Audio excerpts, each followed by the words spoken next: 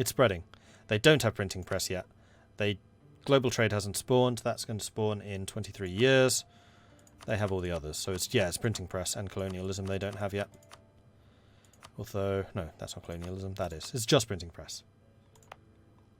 And they are getting this through knowledge sharing rather than by having innovative ideas. Great Britain is all heavy ships and galleys. Doesn't matter on the class. Great Britain could do it through light ships. And actually, because Britain is pirate, having lots of light ships is very good for them. Because it means they can just privateer the entire globe. They can be like, you owe me money. And they'd be like, no. Then it'd be like, okay, I'll take all your trade. It's gone. Mine. And the only way that the other player can retort to that is to fight them. The only way to really attack Great Britain is at sea. If Britain has a lot of heavies, he can't really attack them at sea. Britain can just dominate that way. Who's actually winning in points overall right now? That is another good question. In first place, we have got the Ottomans with 50 points. In second place, we have got the Bahmanis with 29 points. In third place, we have got the Papal States with 22. In fourth place, we have got the Mamelukes with 15. And in fact, joint fourth are the English, or the British, with 15. Then in, what was that, fifth place, we've got Inca with 12. Sixth place, joint sixth place with 6 points, ironically, the Netherlands and Japan. Seventh place, joint seventh, we have got Andalusia and Iran with 5. Eighth place with 4 points is France. Ninth place with 3 points is Ulm. And then in 10th place with 2 points, we have Russia. And that's where things are standing right now.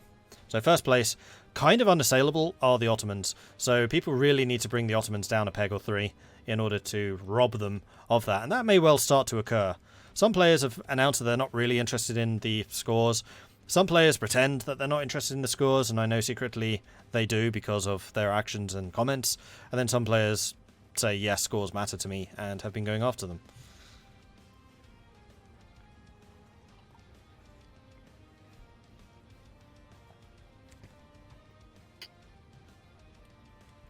Yes, Great Britain is a pirate republic. And this whole campaign is indeed on my YouTube, which you can find at youtube.com/Mordred Viking. It hasn't been uploaded there for the last week or so, simply because we took a 2 weeks off, and I didn't have any content to do. I do have last week's, which I need to put up.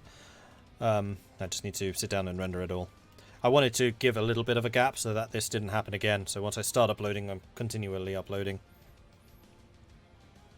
But this series is up there, as are the previous Community Clash multiplayers that we've done.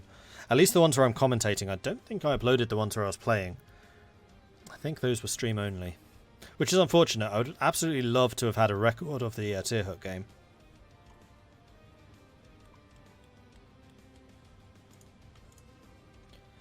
So, Yuran. Wow, lots of fights. They are fighting against you, Mongquang, Ava, and Dali, together with Kazakh and Sarajevo Gear.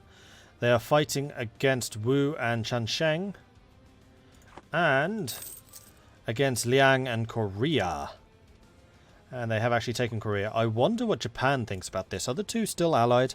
They are still allied, so relations for the moment being positive. Although this is a very big Bank of China that Japan could now be taking withdrawals from. Even if Yuan is a player, it is still entirely possible to declare a trade war and then just steal their money. And I'm a little bit surprised that that doesn't happen more often. Like, if I was playing as any of the naval players, I would be doing that ruthlessly. Because having a big, strong navy is such a big advantage. Obviously, you have to be careful about losing it. You have to be careful about pissing off the other naval players. So do some diplomacy. Make friends with the other naval players, and then just dominate those who don't care about navies. And teach them that that's wrong. Alright, Ulm is fighting against Baden, Salzburg, Nassau, and the Palatinate, which I think they'll probably be okay on, because it does not include Bavaria. The source of, and definitely not solution to, all of Ulm's problems. And it looks like they're winning their fights right now. How is their aggressive expansion? They have... oh dear. They have some, but it's against Austria, who probably won't care so much. Cologne, however, is not a player. The Palatinate is not a player. Switzerland is not a player. Milan is. So there are a couple of players who would, or a couple of nations in the HRE which would definitely be a little bit pissed off if Ulm expanded. So they have got to be super, super careful, because they've only actually got 12 points of aggressive expansion, 6 points of aggressive expansion to play with. Probably more like 12, because you do need to have 3 nations in the coalition for it to trigger. Meanwhile, we have got... Oh, interesting. Hamburg is in a war alongside Prussia, going after Denmark, finally. I'm surprised that this has taken as long as it has. Denmark and Norway are just free turf. And the fact that nobody's gone after that territory yet is very surprising to me.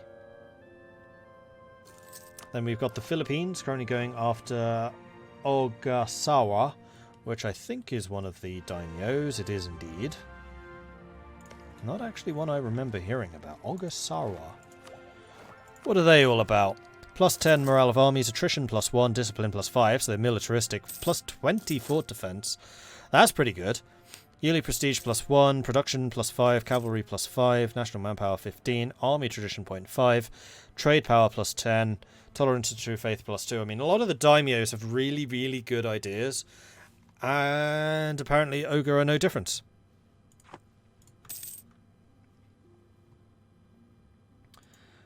So that's Japan fighting alongside the Philippines. Delhi is fighting against Jaunpur, finally putting Jaunpur out of their misery. A little bit surprised this has taken as long as it has, but I suspect they probably had a truce, because it does look like they've been gobbled up just over time. Ratampur, I thought was a vassal? Yeah, I think they were a vassal, which Hindustan actually cancelled so they can just gobble them up militarily. Do they have claims? Yeah, they have claims on all of India now. So they should be able to grab that and take it over pretty cheaply. And then the question remains, what's going to happen between Delhi and Hindustan? They are allied right now. Hindustan with the Mamluks, Ayutthaya and Delhi.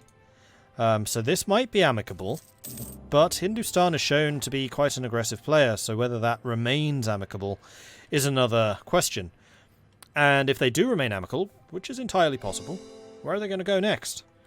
What is Hindustan going to want to do? This is where the game starts getting interesting, because most of the neutral computer countries are gobbled up.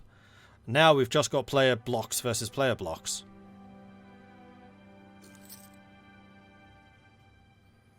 Trade war's not your colour on clay, though, and people like their colour on other people's colour clay. True, but I also like the colour of money, and having lots of it, because money in multiplayer is super, super powerful. Please do this. Here, have 1,000 ducats to sweeten the deal. Oh, okay then.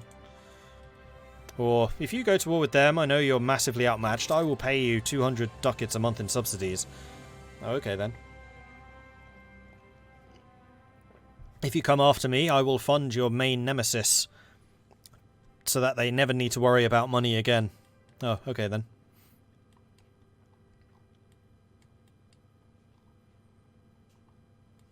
Money is power. Be rich, be evil. Hindustan's 3 borders, Ayutthaya, Delhi and Iran. So if they're allied 2 of them, that leaves 1. True, but Iran is very big. But then again, these 2 have been at war before in the past. So Hindustan might well try to get an alliance with Russia to go after Iran. I could see that happening for sure. What's that clicking sound? Didn't think you had any. Oh, you do have clicky buttons. I guess you've been pressing them. Alright, Phaeonics, the Netherlands are at war. Who are the Dutch fighting against? They are fighting against Salzburg, Baden, and the Palatinate. Is this on behalf of Ulm? This is not on behalf of Ulm. Oh, interesting. This is Austria. Or not.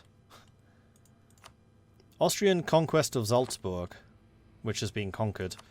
I'm guessing that Austria said, I'm taking this, then you guys can take some of the other stuff. So Baden and the Palatinate. Palatinate currently being occupied by Ulm and the Netherlands. And then Baden already occupied by Ulm. So maybe the Austrians trying to help out Ulm. Plus, of course, Ulm and the Netherlands have been allied for a long time. The ever-suffering Netherlands who keep getting drawn into Ulm's slapdowns. Austria and Ulm. Yep. Prussia is fighting. That would be against Denmark. Just Denmark? Just Denmark. Then Spain. Spain is fighting. Who is Spain going against? Ilioec, Lenape, Caddo, and Arepo, which are nations up here. Right? Oh dear, we have not in sync. So that's going to be a hot join.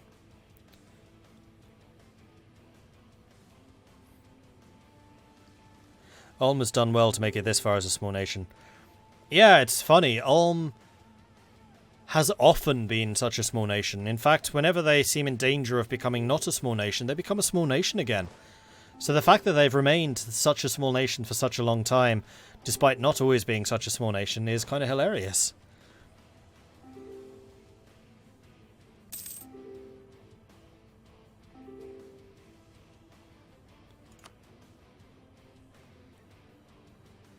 What's my favourite It's Just Good Business game in EU4? I mean, if you want to do lots and lots of good business, there's nobody who does it better than the Dutch. The Netherlands is just such a ridiculous trade nation. You can make ludicrous amounts of money. Venice and Genoa, to a lesser extent, although they are, I would say, more difficult. Genoa, I would say, probably actually has the most potential to make the most money. Like, the Dutch can do it really, really well, but Genoa, if you get properly established, can make ludicrous sums of money. So either of them, probably the wealthiest. If you want to play a decent pirate game, pirates also being good, Bets in Misraka. Definitely not something for beginners, though. Bets in Misraka you want to do when you've actually got some experience, but that's, to me, one of the most fun games I've done. Portugal's another good trade nation. I've never actually played as Portugal. I don't know why. It's not like I have anything against them in the same way that I do against Austria. I guess I find them a little dull, because all they do is colonize. They don't really do much else. And the Dutch just do trade better.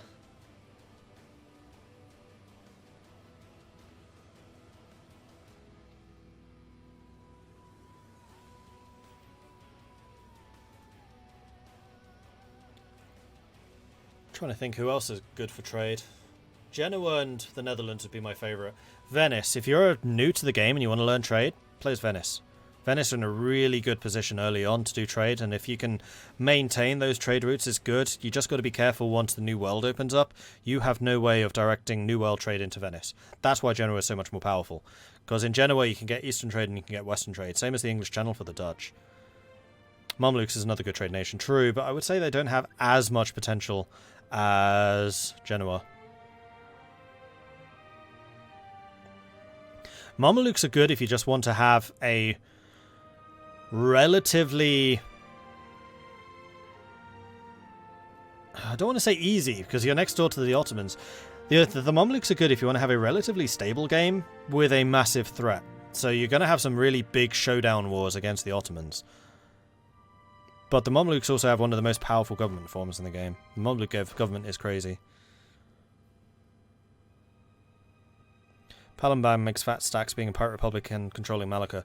True, but I find with the eastern nations, because they are so far away from the end nodes, they can't ever make as much. They can make a lot, yes, but not as much. All things equal, Genoa and English Channel are the two biggest trade nodes. I would say that Genoa is slightly better than the English Channel, just because there are more routes into it. Also, the Genoese trade node is just bigger, and you can get a lot more centres of trade in it. Which also means a lot more conflict with the likes of Spain, with the likes of France, the likes of the North Italians. But you can make an absolutely crazy amount of money there. And also with the Netherlands, like I said, like those two are, I would say, the biggest. Genoa and the Netherlands. Commonwealth have formed. So they have. So the partition of Lithuania apparently concluded, and the Commonwealth finally have formed. I wonder if they came to an agreement with the Russians to allow them to do that. Russia is still hovering outside of the fourth great power position. So are they still allied with the Ottomans? Yep. The Ulm has the Ottomans as an ally now? Oh wow. Okay. I'm guessing that the players have kind of gone, alright, it's time that Ulm stopped dying, because coalitions are going to be forming very soon. Although a lot of this, like I said before, is player turf. Is Ulm a player? Ulm's a player. So the player of Ulm, and this is why we kind of keep joking about it, Ulm last time was Ethiopia. It wasn't so much Ethiopia as Rebeltopia. Like, whenever he beat one large wave of rebels, another one would inevitably spawn, and he's just spent the entire game fighting rebels. It was kind of hilarious in how bad it was. And we're having a similar thing with Ulm this time, except not rebels. Just constantly imploding with coalitions. Ulm is mighty and will rise again. And again. And again. And again.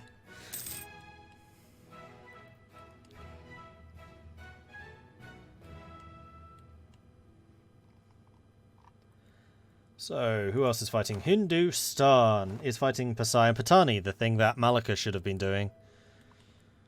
This is absolutely what Malacca should have been doing. Such good potential, just never met it. Because they were basically on their own in Indonesia for such a long time, and they just didn't make use of that fact. Didn't try to spread into Sumatra, didn't try to spread into Java, decided to go all out in the colonial game and just didn't do that much colonizing.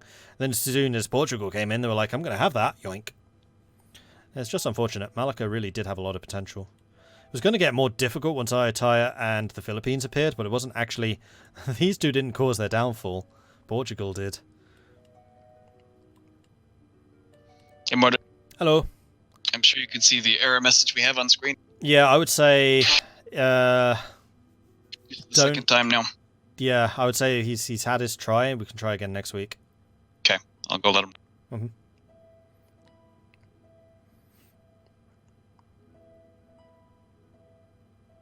If Hindustan gets 2 direct lots of the Malacca trade node into Coromandel, then Portuguese colony is going to be worth almost nothing.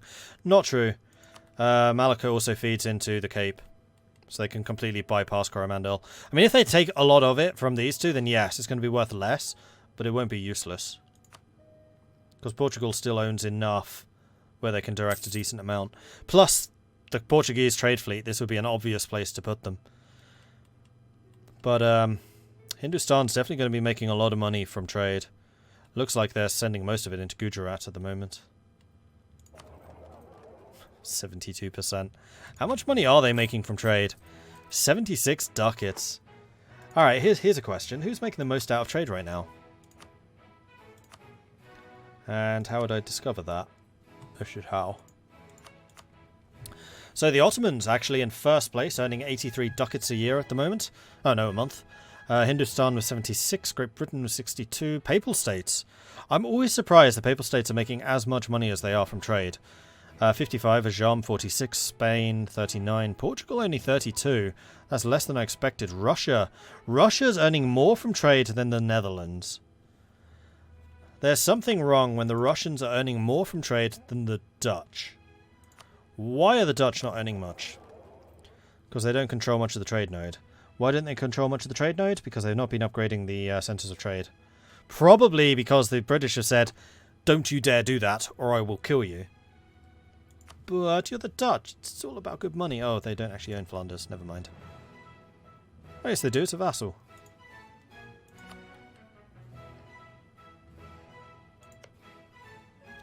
Brabant is still independent. Really? Wow.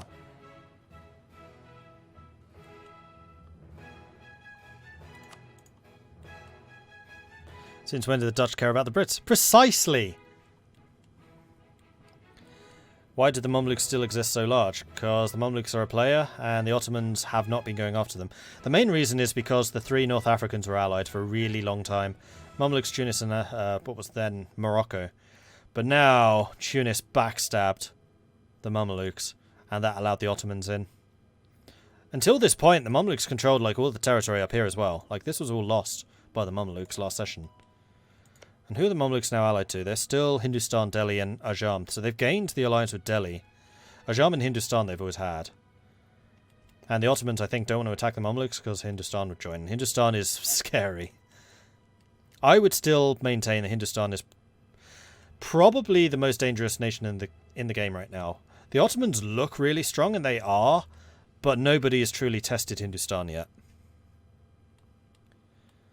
Andalusia, they lose their Spanish holdings. Apparently they came to an agreement.